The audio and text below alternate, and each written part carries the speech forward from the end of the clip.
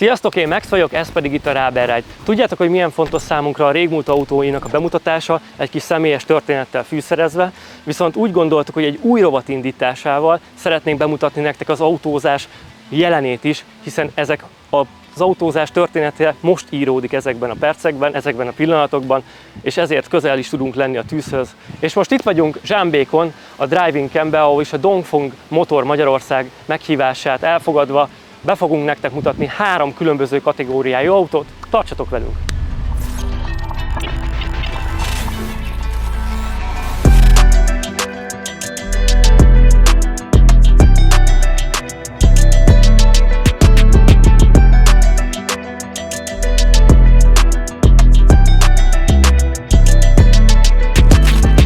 A Dongfengnál, mert a Dongfengot így hívják, nem pedig Dongfeng, ahogy mi azt korábban említettük, sajtóanyagból tudtuk meg ezt is természetesen. Ez az autó képezi a kis autószegmest, amit korábban már ismerhettünk, ennek az elődje ugyanis a mai utcákon nálunk Dacia Springként működik, ugye és a Dongfeng csomó más autógyártónak gyártotta ugyanazt az autóját le, és köztük volt ennek az elődje, ami a Dacia Spring. Ez egy más elképzelés, ez a Nami design igazából. Nem tudom, hogy a designer csoportot hívják így, vagy maga az autónak ez lesz végül is a végleges neve. Egyébként nagyon harmonikus, külső, belső, egy tipikus városi autó, arra való, hogy menjünk vele rövideket, elvigyük a gyereket oviba, suliba, menjünk ide, menjünk oda. Egy kis városi cirkáló, és annak tökéletes, és az ára is egészen jó, mert azt kell, hogy mondjam, hogy a fullos elektromos verzió 10.470.000 forint, ha jól emlékszem, és ha abból indulunk ki, hogy most például egyéni vállalkozóknak és cégeknek ismét van állami támogatás, azért ezzel érdemes számolni.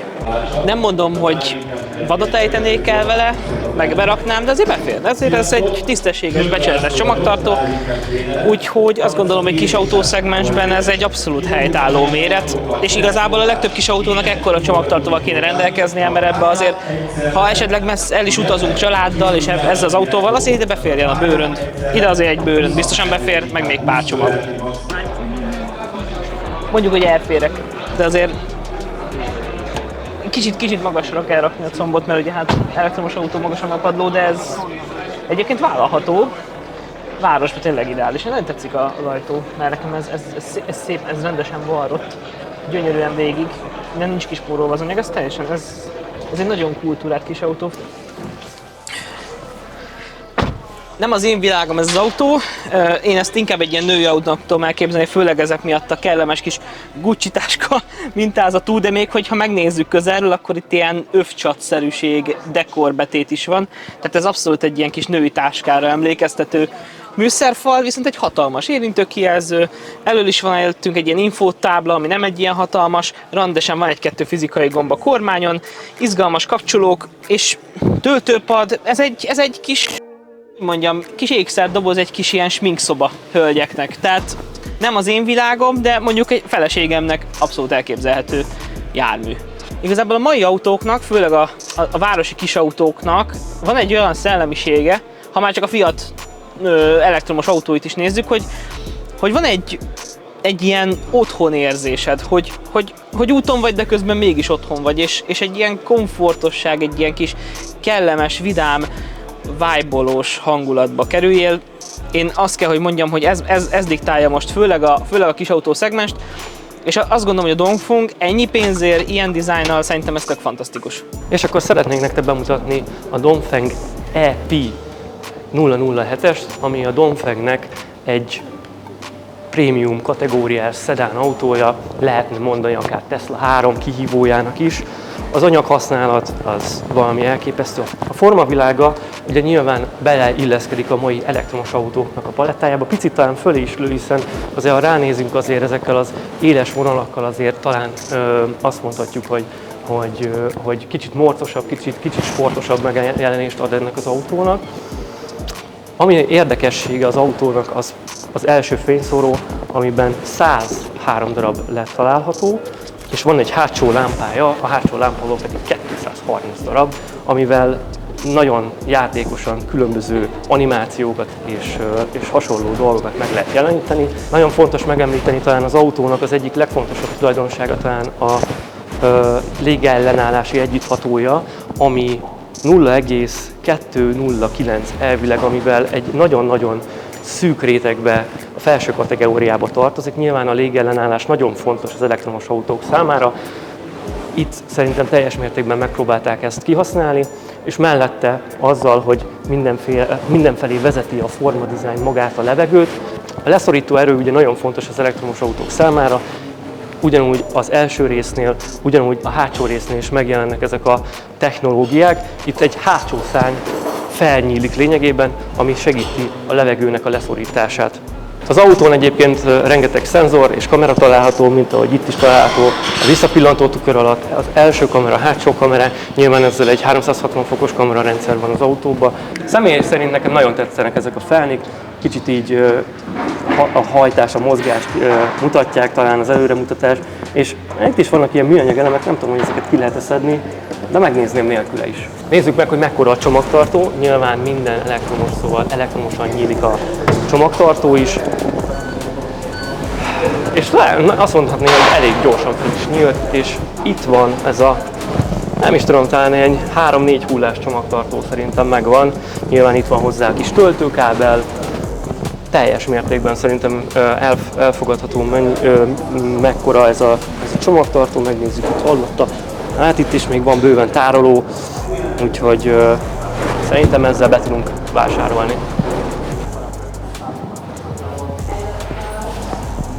Hát azért azt mondom, hogy itt is kényelmesen el lehet lenni, bőven van hely, nagyon-nagyon szép a varrás, az anyaghasználat. Igazából vannak ezek a keret nélküli ablakok is, amik nagyon-nagyon hozzáadnak ahhoz, nyilván automatikusan felhúzza magát, és fölöttem is bőven van még hely, teljes panorámatető van. Szerintem minden, ami egy mai autóba kell, megvan ebbe az autóba. Nyilván itt van USB-C-nk, van USB-nk is, hogyha telezni szeretnénk a telefonunkat, jön a klímaránk, ami ebben a melegben fontos most.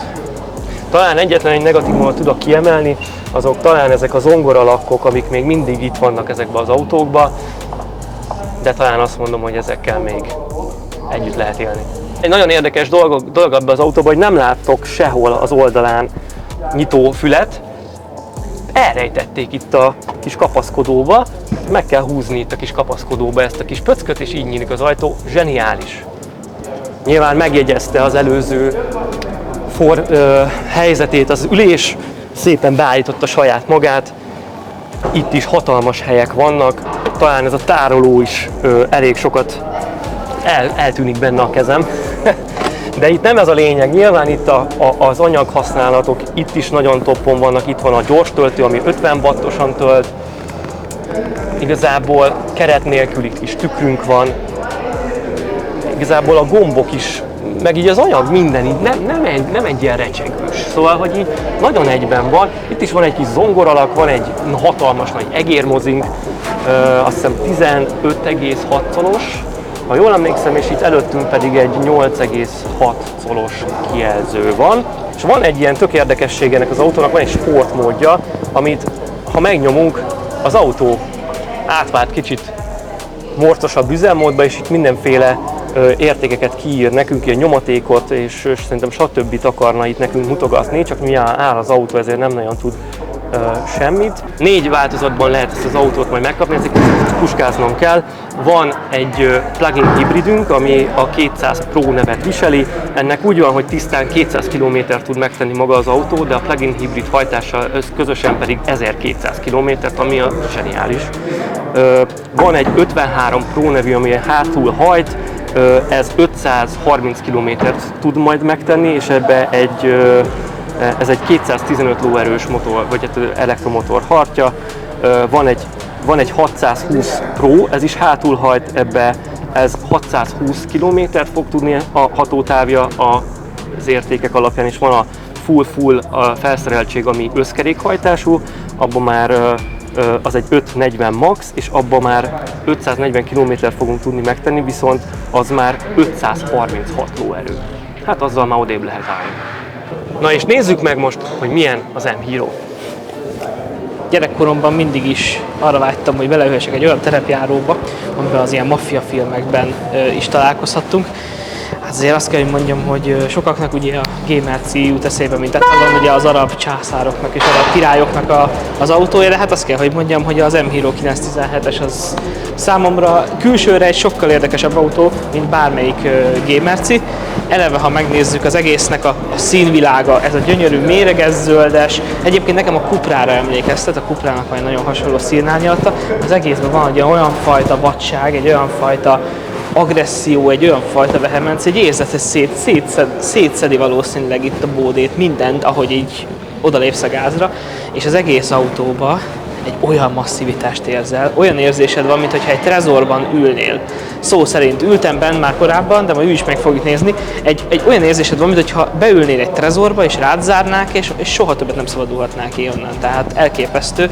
Egy iszonyatosan jó anyaghasználatú, túlmutatunk azon, amit annak idején mondtunk, hogy a kínai az gagyi. Ez túl van a gagyin, ez nagyon jó. Ez egy annyira minőségileg összerakott, csodálatos termék, hogy meg vagyok lepődve egész egyszerűen. Tehát nézzük csak tovább ezt az egész autót, csak úgy például okáért, hogyha ide eljövünk, hogy azért a robusztusságot megspékeljük egy ilyen zsanérral, azért nem akármilyen autóajtó kap egy ilyen zsanért, szóval ez egy elképesztő, és ha megnézzük a kerekeket is, azért ebbe, ha nagyon-nagyon összegubózok, akkor bele tudnék bújni, és le lehetne engem gurítani a hegyről.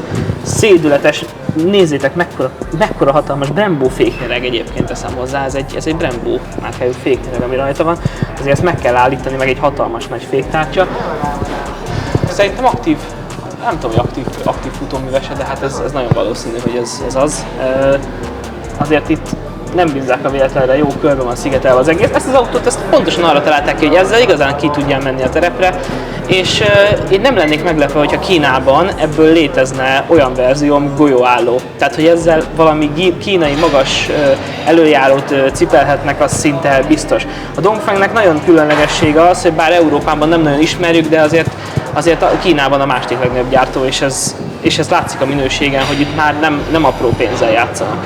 A robusztusságot mindig azzal lehet fokozni egy autónál, hogyha szögletes vonalakat használunk. Ha megnézzük, éles törések vannak itt végig az autónak az ajtajában, végigvezetjük, végig kockák, deltoidok, parallelogrammák, trapézok, tehát nincs az autón igazából kerek dolog, csak a kerék. Tehát ez az autó minden egyes vonal, szögletes, 4 szög, 5 szög, 6 szög, és minden összeér mindennel. Tehát itt azért egy jó, nagyon szép formákat kapunk.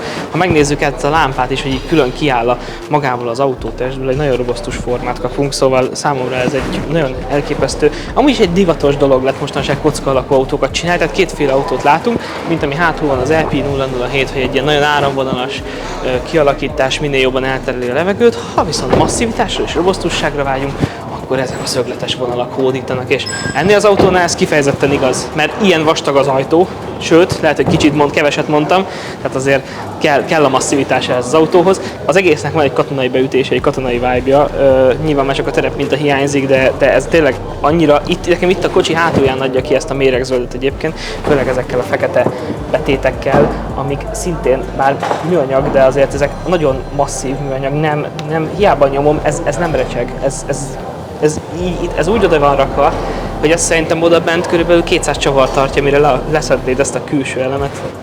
Ez zseniális, nagyon masszív, nagyon masszív. És hát a legjobb az egészben, ahogy ezt kinyitod, mint egy jó kis telepjárót. Tehát ez egy elképesztően kemény szerkezet. Gyakorlatilag itt még külön rögzítőpántok vannak, ugye itt be tudod húzni. Ezért ez most nem ülök fel, de azért így nyilván az akkumulátorpak miatt azért valamennyi helyet azért itt elvesz, de nem olyan vészes a dolog. Azért ebbe az autóban megérkezni az valami legendás, tehát ez egy hatalmas nagy váltókapcsoló, itt lehet állítani a fokozatokat, hogy sárban, hóban, miben szeretnénk közlekedni. Gyönyörű fabetét, bár valószínűleg mű, de annyira tökéletesen harmóniában van minden, hogy az valami elképesztő, nagyon jó minőségű anyagok. Itt kevesebb zongoralakkal találkozunk, itt mélyen pohártartó, tehát ez egy nagyon jól megtervezett. Hatalmas végigérintő kijelző, itt középen is egy hatalmas kijelzővel találkozunk, illetve ez is érintős kijelző. Ebbe az autóba nagyon otthonosan érzem magam már most, pedig még csak most ismerkedtem meg. Ez egy jó kis erős majrévas, az ülésnek a formája, hogy ki van alakítva, gyönyörű bőrözés, nagyon masszív, nagyon merev szerkezet az egész. Ugye minden motorikusan állítható, ez is nagyon fontos. Egy nagyon fontos gag, amit érdemes megemlíteni, ez gyakorlatilag egy pisztolymarkolat, amit itt látunk. Ez egy nagyjából egy ilyen Desert Eagle-re emlékeztető szerkezet. Hatalmas, masszív, az egész ajtó szerkezet, minden, vannak gombok, és az nagyon fontos megemlíteni, hogy vannak gombok, de ugyanúgy közben tele van minden elektronikával. Ez egy nagyon-nagyon igényes és szép autó. Még egy nagyon érdekesség, csak hogy itt megkönnyítsük a kibeszállást, és ez nagyon fontos egy ilyen autónál, hogy ne üssük le a lábunkat, meg semmi. Gyakorlatilag, hogyha ezt kinyitjuk, akkor leengedi magát a kilépő, ami egy nagyon masszív kilépőfénnyel úgy, ahogy kell. A sajtóanyagból időközben kiderült, hogy kétféle változattal fogják árulni. Lesz plug-in hibrid, illetve lesz teljesen elektromos verzió. A plug-in hibrid körülbelül ilyen 200 km-es hatótávot fog tudni tisztán elektromosan, az összhatótáv pedig nagyjából 1000 km lesz. Az elektromos verziónál ez nagyjából ilyen 560-570 környéke lesz, és 1088 lóerős összteljesítmény és 1400 Nm. Ezek betegek.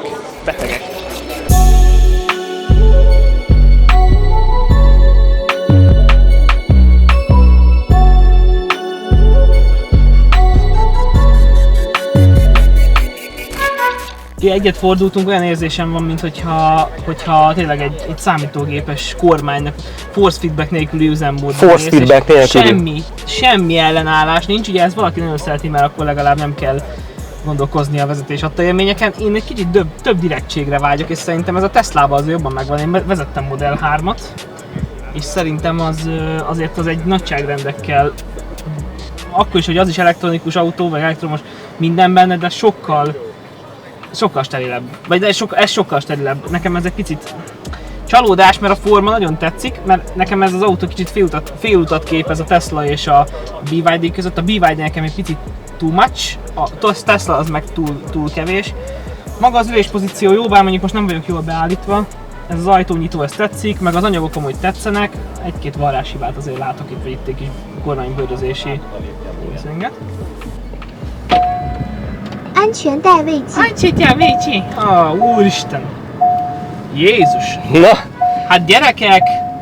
Mi ez? De ezen biztos, hogyha elektronikus, nem tudom, hogy steer-by-wire a kormányzása, vagy ennyire vajpuha az elektromos szervója, de ez nagyon élettelen, tehát hogy nekem ez már zavaróan élettelen, és én a közúton nem, de én félnék vezetni. Azért ezt így félnék használni, gyerekek, ez komolyan, ez így nem, tehát ez nagyon annyira semmi érzést nem, ez kár, én nagyon várom ezt az autót, de nekem ez vezetés szempontból ez nem annyira. Ez így nekem ez nem adja.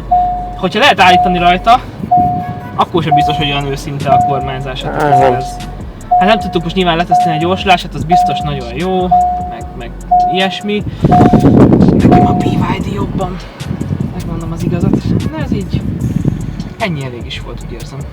Na, itt vagyunk a beltérben a tesztvezetés előtt, igazából így nagyjából már gurultunk vele egy picit. Jó, a váltó az itt található egy bajuszkapcsolón, igazából van egy sportmód.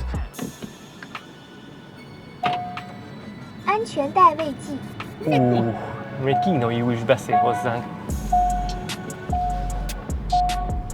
Fú, te!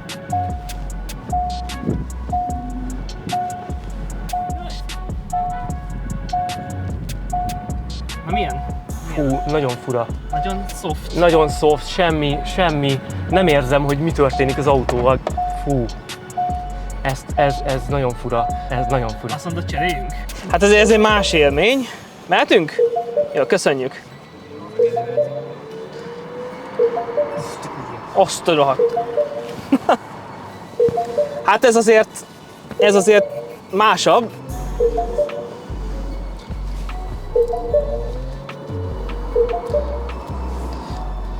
Mondjuk konkrétan az érdekes, hogy még akkor is gyorsít, amikor már rég nincs a lábam a gázon. De ez egy sokkal élhetőbb Verda, mint a másik, de egyébként ebben is indirekt, vagy nem annyira, nem tudom, nem annyira direkt a kormány, hogy így fogalmazzak. Ebben is vajpuha egyébként, de maga az önsúlya miatt azért ez egy sokkal vállalhatóbb járgány, hogy azt kell, hogy mondjam. Köszönjük szépen a Dongfeng Motor Magyarországnak a meghívást, hogy elhívtak minket ide a Driving Campbe és bemutatták az új autóikat. Nagyon élveztük a mai napot, és azt gondolom, hogy rengeteg jó, érdekes és jó emberrel beszélgethettünk, az autók pedig a maguk módján különlegesek. Tartsatok velünk legközelebb is, köszönjük, hogy néztetek minket, hogyha tetszett, akkor iratkozzatok fel a csatornánkra, továbbá kövessetek minket YouTube-on, TikTokon, Facebookon és Threads-en, mindenünk is van. Hamarosan találkozunk, addig is, pacsi!